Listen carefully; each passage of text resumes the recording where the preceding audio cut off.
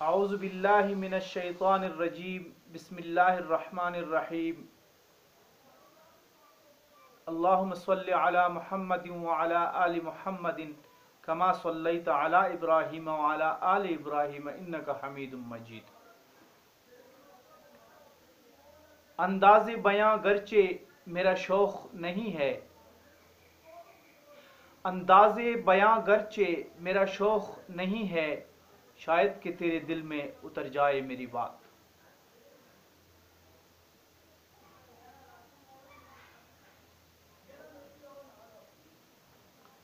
میں ایک مرتبہ پھر ایک پیغام امت مسلمہ اور خاص طور پر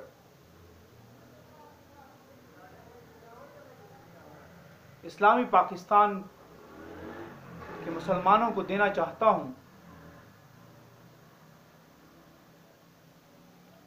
اس پیغام کے پیچھے فکر جو ہے وہ یہ ہے،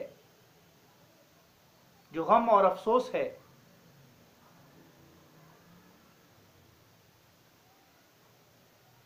وہ یہ ہے کہ اس وقت دنیا میں 1.5 ارب مسلمان انتہائی پستی کی زندگی گزار رہے ہیں۔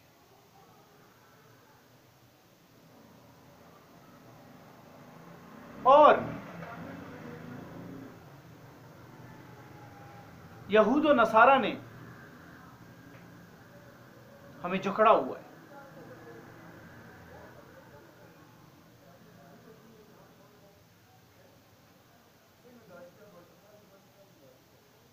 ہم غلامی کی زندگی بسر کر رہے ہیں، نہ ہم اپنے فیصلے خود کر سکتے ہیں، نہ ہم نظام ترتیب دے سکتے ہیں۔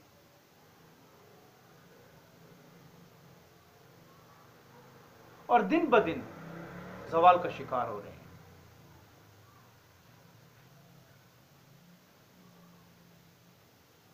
اس میں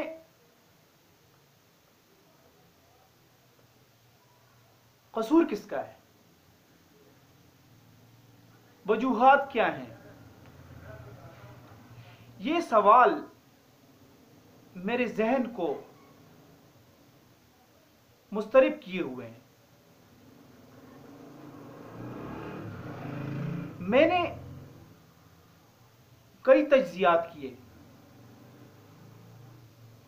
کئی وجوہات آئیں، لیکن آج بہت اہم وجہ پہ میں بات کرنا چاہ رہا ہوں۔ میں کوئی عالم، کوئی اسکالر نہیں ہوں، صرف ایک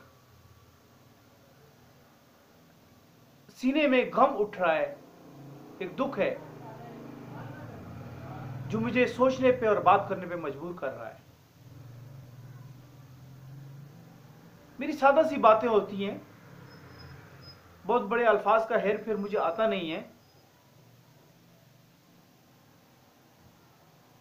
تو اگر ہم ان کی وجوہات کا پتہ لگانے کی کوشش کریں تو میرے پیارے بھائیوں، بزرگوں، دوستوں، آپ نے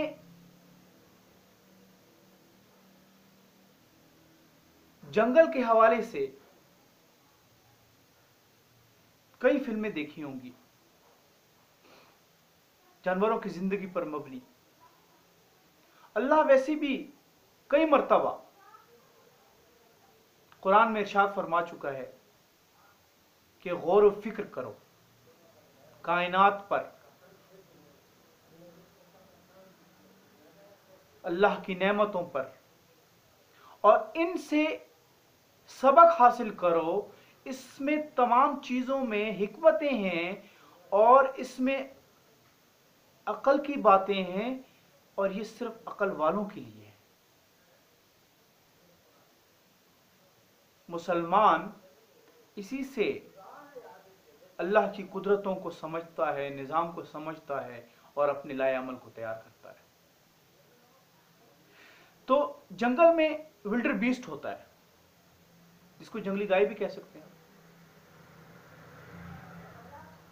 ان کو اگر غور سے دیکھیں تو یہ ایک ریوڑ میں یا جتھے میں یہ جو بھی ہے اس میں ہزاروں ہوتے ہیں.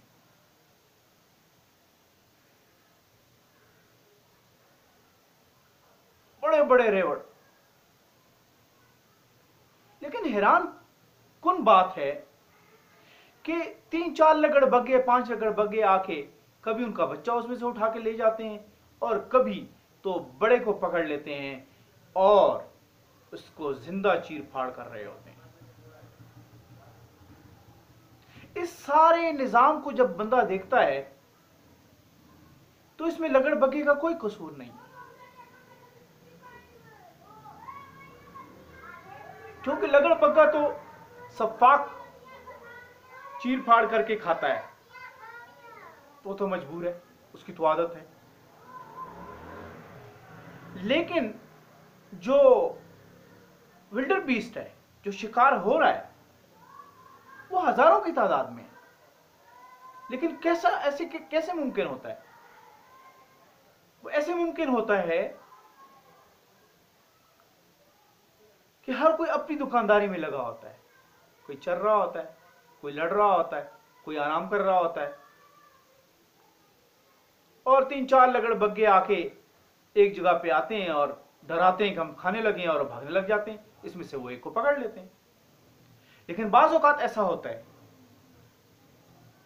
کہ وہ اکٹھے ہو جاتے ہیں اور لگڑ بگے کیا چیز ہے 10-10 شیروں کو بھی بگا جاتے ہیں.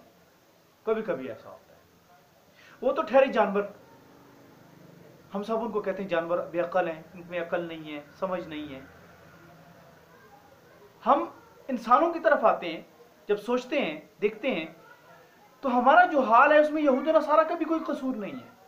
نہ ان کی پٹھوں کا جو ہمارے 70 سال سے انہوں نے ہم پر اپنے ابلیسی پوجا کار جو ہے وہ ہم پر مسلط کیے ہوئے ہیں، اور انہوں نے ایک ابلیسی نظام، تعلیمی نظام دیا ہوا ہے جس کا یقیناً بچہ اس نظام میں سے نکل کے اسلام کا نمائندہ نہیں بنتا، شیطان کا نمائندہ بنتا ہے. اس کو سمجھ ہی نہیں آتی اسلام کی بات. ایک تو یہ سائیڈ ہو گئی، طرف ہو گیا، سمت ہو گئی. دوسرا جو انجن تھا وہ ڈبہ کیا، وہ تو خراب ہو کے بیٹھ گیا. وہ کون ہے؟ یہ اصل سوال ہے جس پر میں پہنچا ہوں. وہ ہے عالم دین، جس کو علم رکھتا ہے، جس نے طوطے کی طرح رٹی ہوئی ہیں چیزیں، کبھی اس پہ غور نہیں کرتا. مجھے تو نہیں لگتا، کیونکہ اگر وہ غور کرتا تو ولڈر بیسٹ کو سمجھ کبھی کبھی آ جاتی ہے، عالم کو کیسی نظر سے سمجھ آتی کہ اس وقت ہمارا مسئلہ کیا ہے. سب سے بڑا مسئلہ اتحاد کا فقدان ہے. سب سے پہلی بات، دشمن تو ہمیں توڑے گا، وہ تو ٹکڑے ٹکڑے کرے گا. عالم کیسی فرقے بنا کے بیٹھ گیا ہے؟ یہ بڑے غم کی بات ہے، بڑے سوچنے کی بات ہے. جبکہ قرآن میں اللہ نے حکم دیا کہ وَاعْتَصِمُوا بِحَبْلِ اللَّهِ جَمِيعًا وَلَا تَفَرَّقُوا. میں بار بار اس آیت کو دہراتا ہوں، غور کریں اس پہ. علامہ اقبال کی کئی اشعار بولتے رہتے ہیں، لیکن صرف اپنی دکانداری چمکانے کے لیے، بالکل ان ولڈر بیسٹ کی طرح. علامہ اقبال نے کلیئر کٹ بالکل واضح انداز میں کہا ہے، زندہ ہے فقط وحدت افکار سے ملت، وحدت ہے فنا جس سے وہ الہام بھی الہاد. قرآن نے بھی کہہ دیا، اقبال نے بھی کہہ دیا، محمد الرسول اللہ صلی اللہ علیہ وآلہ وسلم کی تعلیمات ہی یہی تھی. جب جہتی تو عالم کو یہ بات کیسے سمجھ میں نہیں آ رہی؟ اس کے سامنے ہم تباہ ہو رہے ہیں. چھوٹا سا اسرائیل 1.5 ارب مسلمانوں کو تتر بتر کیے ہوئے ہیں.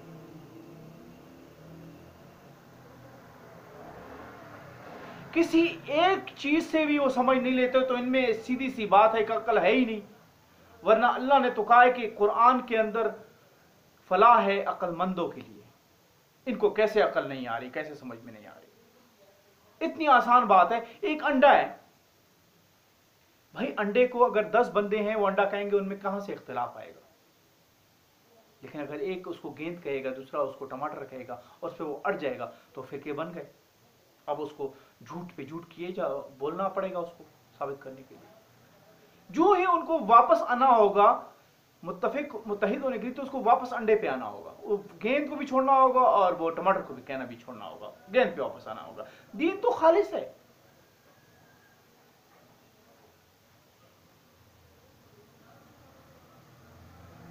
علامہ اقبال کو پڑھتے ہیں یہ لوگ، قرآن کو پڑھتے ہیں، پھر کوئی سمجھ میں نہیں آتی ان کو. علامہ اقبال نے کہا ایک ہی سب کا نبی، دین بھی ایمان بھی ایک، حرم پاک بھی اللہ بھی قرآن بھی ایک. تو یہ باتیں ان کو کیوں نہیں سمجھ میں آ رہی؟ یہ تو ان کو خود سمجھ میں آنی چاہیے. علامہ اقبال کہتا بھی نہ تب بھی ان کو سمجھ میں آنی چاہیے. یہ تو ہر کسی کو سمجھ میں آتی ہے. جانور بھی بڑے جانور کا شکار جو ہے وہ اکٹھے مل کے کرتے ہیں. ان کو سمجھ آتی ہے کہ ہماری طاقت بڑھ جاتی ہے. ان کو کیوں نہیں سمجھ میں آتی؟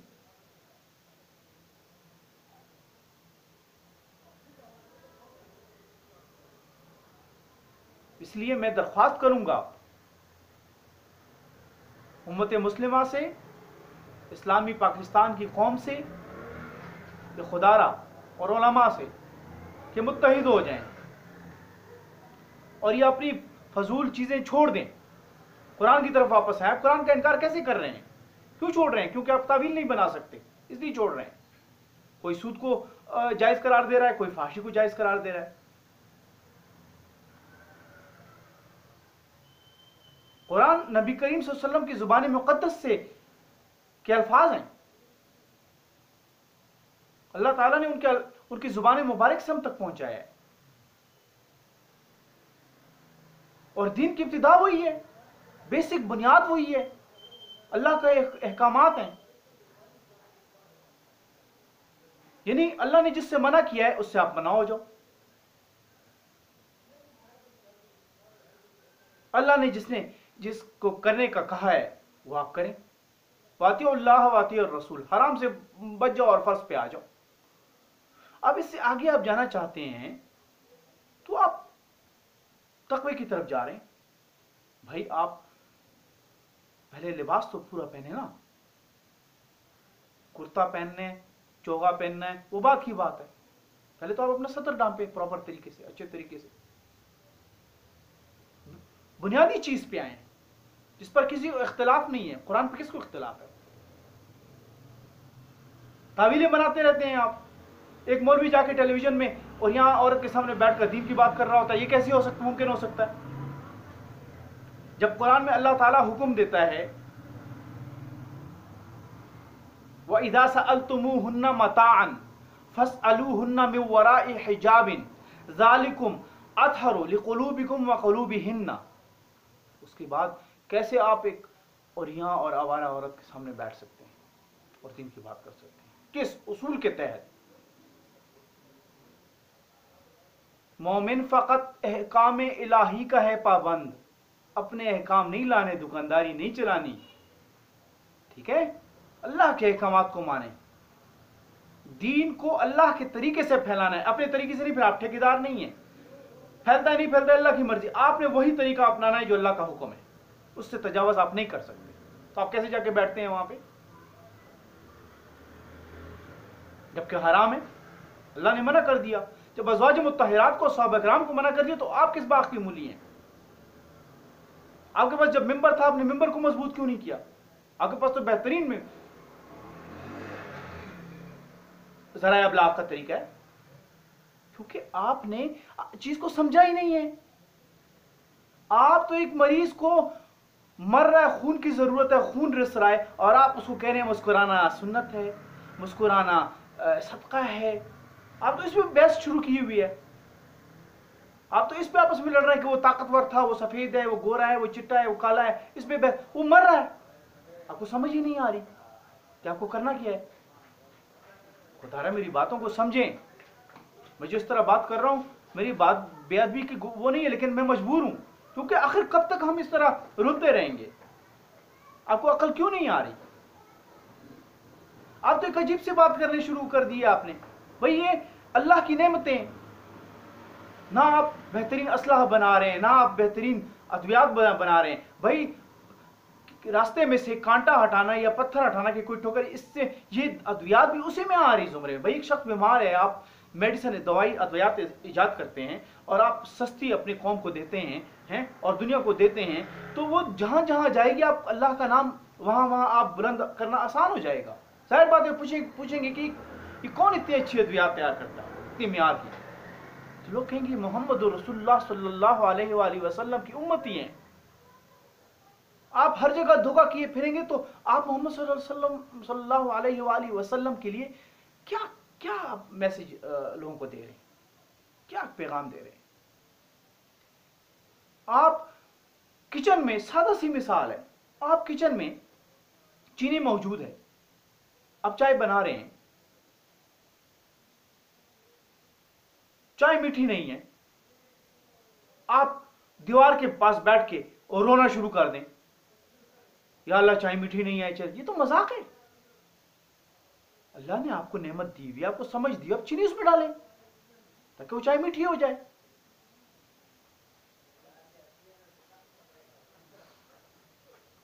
یہ تو وہی بات ہے، یا خاک کے آغوش میں تسبیح و مناجات.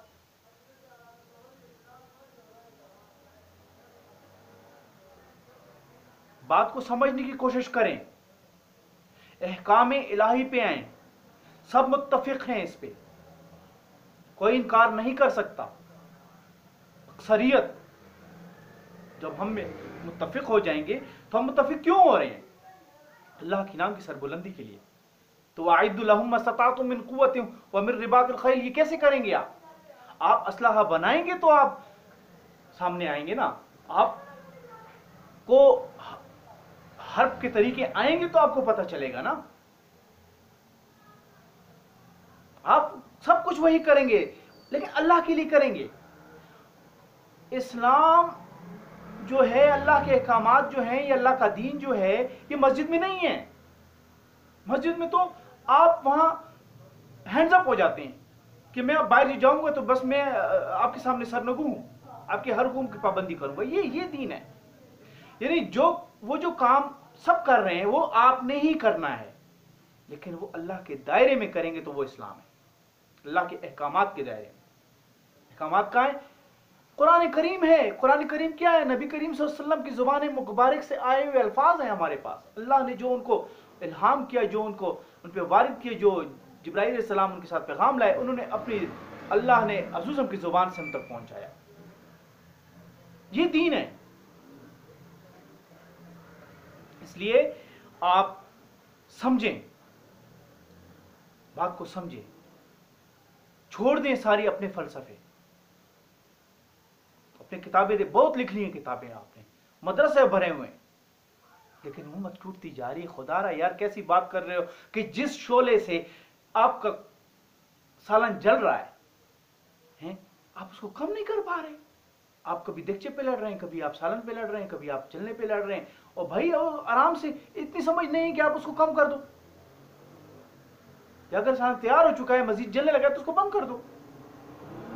تو سیدھی سی بات ہے، اپنے دکانداری بند کریں اور قرآن کریم کی طرف واپس لوٹیں.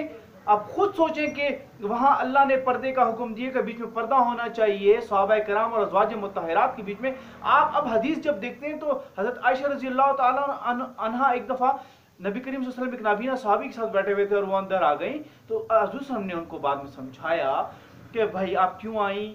تو انہوں نے کہا، مفہوم یہ ہے کہ انہوں نے کہا کہ وہ تو نابینا ہے. تو نبی کریم صلی اللہ علیہ وسلم نے ان کو بتایا کہ بھائی آپ تو نابینا نہیں ہیں. مطلب احادیث کی بات کی سمجھ میں آتی ہے کون سی احادیث صحیح ہے، قرآن سے ٹکراؤ میں نہیں ہے بلکہ قرآن کی اس کو تشریح کر رہی ہے. اس لیے تمام چیزیں چھوڑ دیں، آپ قرآن سے آئیں، قرآن پہ آئیں، یقین مانیں. آپ پوری دن پہ آپ کوئی بھی عمل نہیں کر سکتا. تو جب پوری دن پہ کوئی عمل نہیں کر سکتا تو آپ اپنی دکانداری بیچ میں کیوں لے کے آ رہے ہیں؟ وہ قرآن میں جو احکامات ہیں انہی پہ عمل ہو جائے، باقی اللہ انشاءاللہ بہتر کرے گا. اور یہ جو طریقہ ہے کہ مجھے مولوی نے بتا دیا ہے تو وہ اس کے سارا ایسی بات کہی نہیں ہے، ایسے نہیں ہوگا. ٹھیک ہے، یہ بات غلط ہے. ہمیں اللہ نے سمجھ دیے قوم کو احساس کرنا چاہیے، سمجھنا چاہیے چیزوں کو۔ بنی اسرائیل میں بھی ایسے تھے کہ اللہ نے منع کیا کہ فلاں دن مچھلیاں نہ پکڑو، انہوں نے کیا کیا، ان کے علماء نے تعویل بنائی اور وہاں سے تھوڑا سا وہ بنا کے آگے ایک حوض سا بنا لیا، اس میں سے پکڑتے تھے۔ تو وہ وہاں سے نہیں پکڑیں گے، یہاں سے پکڑیں، حالانکہ وہیں سے پانی آ رہا ہے، وہیں سے مچھلی آ رہی ہے۔ تو یہ علماء اپنا قبلہ درست کریں۔ خدا کے لیے میں واسطہ ڈالتا ہوں اللہ کا، نبی کا، کچھ رحم کریں اس قوم پر، کچھ عقل کریں، فرقہ واریت کو ختم کریں۔ حرام ہے یہ، اب بھی وقت ہے، ورنہ بہت مارے جائیں گے، کیونکہ یہود و نصارہ مسلسل وہ یہی منصوبہ بندی کر رہے ہیں۔ اگر آپ یہود و نصارہ سے چھوڑیں، کوئی اور قوم آپ پہ مسلط ہو جائے گی۔ آپ نے اٹھنا ہے، ہم نے اٹھنا ہے، اور وہ اتحاد کے بغیر نہیں ہو سکتا۔ ہم جنگل کے جانور نہیں ہیں۔ آپ خدا نہ واپس آ جائیں اللہ کے دین کے اوپر، اپنے فلسفے چھوڑ دیں۔